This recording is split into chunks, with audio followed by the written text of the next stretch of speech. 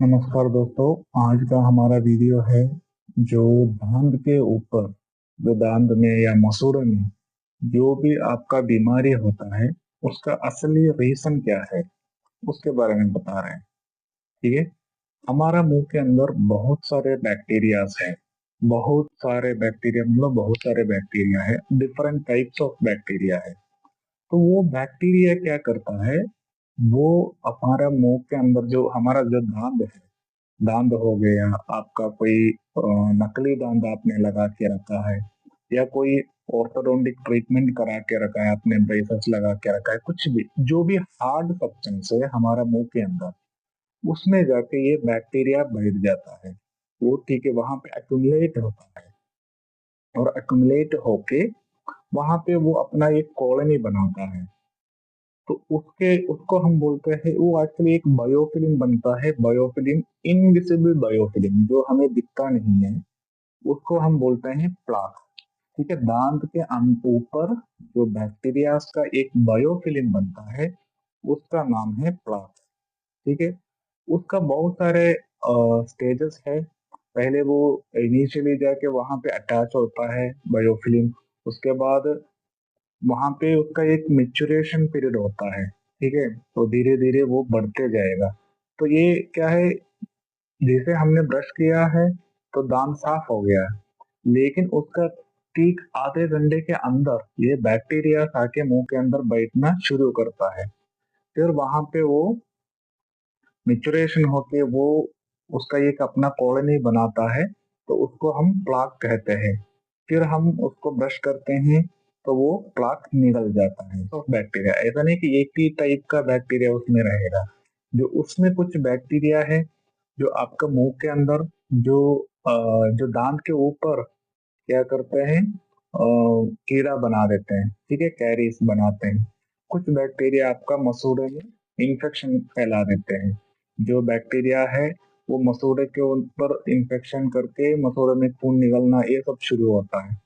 तो हमने बताया जो प्लाक है, वो प्लाक क्या है, दांत के ऊपर। देखो, दांत का दो पोर्शन हमने ऑलरेडी बताया है आपको पहले वीडियो में। अगर नहीं देखा तो वीडियो देख लीजिए।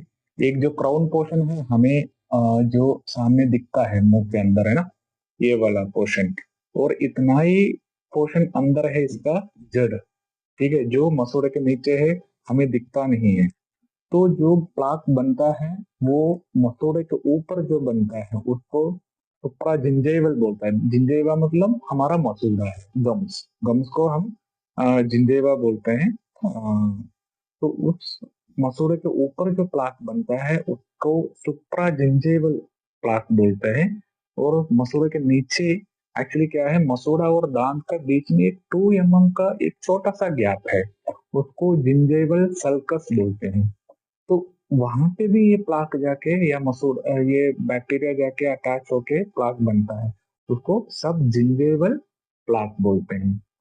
चलो, आपने ये जो प्लाक बन गया है, मतलब एक से मतलब 3-4 घंटा या 10 घंटा 12 घंटे से ये प्लाक बनना शुरू हो गया है। जब आप ब्रश करोगे दोबारा वो प्लाक निकल जाता है और फिर बनना शुरू होता है। फिर हम ब्रश करते हैं उसको, वो निकाल देते हैं।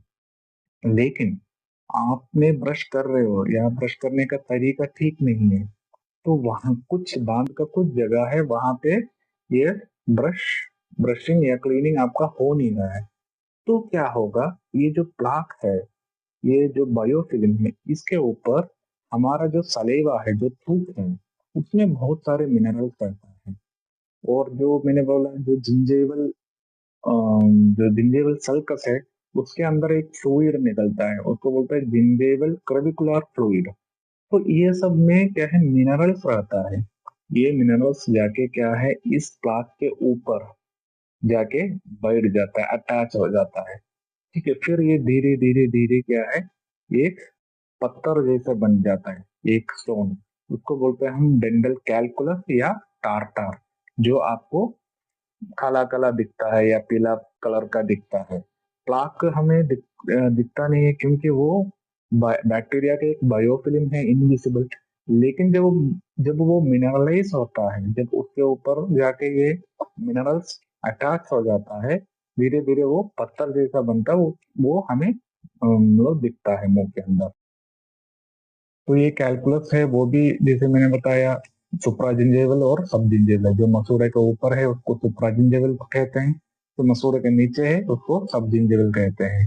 ठीक है। और इसका कलर वेरी करता है, क्योंकि जो हम जो भी खाते हैं या जो भी स्टेन्स हमारा मुंह के अंदर जाते हैं उसके हिसाब से ये थोड़ा सा कहीं पीला दिखेगा, कहीं व्हाइट कलर का दिखेगा, कहीं काला दिखेगा। वो कलर स्टेन्स के ऊपर, उसके ऊपर कौन से स्टेनिंग हो रहा है तो उसका ऊपर वो निर्धारित होता है। ठीक है। और ये जो कैलकुलस ज्यादातर कहाँ बनेगा आपका, सबलिंगुअल में और मैक्सिलरी बक्कल एरिया में। मतलब कि आपका जो इस जगह है, ठीक है, जो ऊपर का दांतों का जो मैक्सिलरी बक्कल सरफेस है दोनों, और नीचे का यहाँ पे जो सबलिंगुअल बोलते हैं, वहां पे क्यों हो रहा है, हमारा जो सलेवरी डक्ट है, जो थूक निकलता है, वो उसका जो डक्ट का ओपनिंग वहां पे है, तो वहां पे डायरेक्ट थूक उसके ऊपर, जो सलेवा उसके ऊपर जा रहा है, तो मिनरलाइजेशन वहां पे बहुत जल्दी होगा। और दूसरा क्या है, इस जो नीचे वाला जो एरिया है वहां पे अंदर के साइड में हमें ब्रश करना और मुश्किल होता है, तो वहां पे जल्दी बन जाता है। ठीक है। और जो सुप्राजिंजेबल कैलकुलस तो हमें दिखता है, लेकिन सबजिंजेबल कैलकुलस है जो मसूड़े के नीचे है, गम्स के नीचे है, वो हमें दिखता नहीं है। वो आपको एक्सप्लोर करके देखना पड़ेगा। मतलब हमारा जो डेंटिस्ट, जब आप डेंटल हाइजीनिस्ट या डेंटिस्ट के पास जाओगे तो उनके पास एक इंस्ट्रूमेंट है, इंस्ट्रूमेंट से वो टैक्टाइल सेंसेशन से ही वो पता चलेगा कि हाँ भाई इसके अंदर कैलकुलस है मसूड़े के नीचे। और ये जो कैलकुलस बनता है वो फिर आप ब्रशिंग से वो कैलकुलस नहीं निकलेगा, जब पत्थर बनता है वो ब्रशिंग से नहीं निकलेगा। आपको एक डेंटिस्ट के पास या डेंटल हाइजीनिस्ट के पास जाके दांतों का क्लीनिंग कराना है, उनका जो इंस्ट्रूमेंट है उसी से ही वो निकलेगा। ठीक है। तो आप अगर नहीं निकालोगे तो ये कैलकुलस क्या होगा, धीरे धीरे बढ़ते जाएगा। और इसमें ऑलरेडी मैंने बताया इसमें क्या है, बहुत सारे बैक्टीरिया है, वो बैक्टीरिया मसूड़ों में इन्फेक्शन करा देते हैं।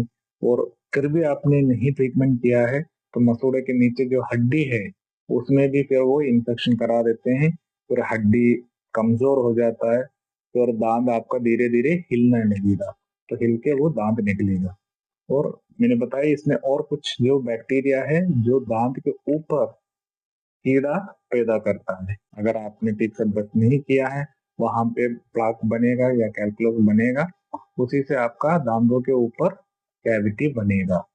तो आपका मेन काम क्या है, जो प्लाक बनता है उसको मैकेनिकली रिमूव करना है। तो मैकेनिकली कैसे रिमूव करोगे, ब्रश करोगे तो वो मैकेनिकली वो निकलेगा, या फ्लॉसिंग करोगे या इंटरडेंटल ब्रश यूज करोगे, उसी से ही आपका प्लाक निकलेगा। जब वो प्लाक से कैलकुलस बन गया तो आपको जाके सफाई कराना ही है। तो आप अपना खुद का जो मुंह है, अपनी खुद का माउथ को एक बार खुद एग्जामिन करिए, नहीं तो एटलीस्ट 6 महीना या साल में एक बार एक डेंटिस्ट के पास जाके विजिट करा लीजिए और उनसे पूछ लीजिए कोई दिक्कत तो नहीं है मेरा मुंह में। क्योंकि देखो दांत का बीमारी शुरू में आपको पता नहीं चलेगा, जब वो उसका लास्ट स्टेज तक पहुंचेगा तभी आपको कोई भी तकलीफ होगा, तो तब तक आपका ट्रीटमेंट करने का जो टाइम है वो बढ़ जाएगा, ट्रीटमेंट प्रोसीजर बढ़ जाएगा, तो आपको ज्यादा दिक्कत झेलना पड़ेगा। तो आज का वीडियो इतना ही है। वीडियो अच्छा लगा तो चैनल को सब्सक्राइब कर लीजिए और शेयर कर लीजिए। धन्यवाद।